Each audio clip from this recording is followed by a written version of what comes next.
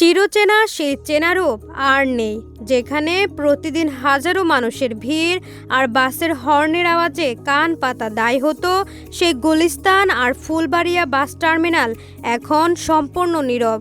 কোনো দূরপাল্লার বাস আসছে না, ছাড়ছেও না। চারদিকে এক অদ্ভুত শূন্যতা। কিন্তু এই পরিস্থিতিতেও আসছে দূরপাল্লার যাত্রীরা। ফুলবাড়িয়ার টার্মিনালে বাস না আসায় এক প্রকার ভোগান্তিতে পড়ছে যাত্রীরা। টার্মিনালের কাউন্টারগুলোতে টিকিট কেটে কয়েকটি সড়ক পার হয়ে উঠতে হচ্ছে বাসে।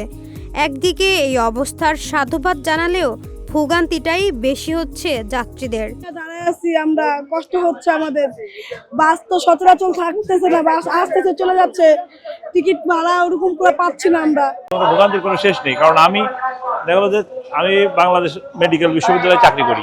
আমার রুগী আসতো আগে এখানে বলে দিলে চলে আসতে পারতো, এলাকাতে যদি কেউ আসে দিক নির্দেশনে সহজে যেতে পারতো। এখন যাত্রাবাড়ি যারা চেনে না তাদের জন্য অনেক ভোগান্তি। প্রধানমন্ত্রী তারেক রহমানের নির্দেশনার পর পাল্টে গেছে গুলিস্তানের চিত্র। ফুলবাড়িয়ার টার্মিনালে বাস না আসায় অনেকটাই যানজট কমেছে গুলিস্তানে।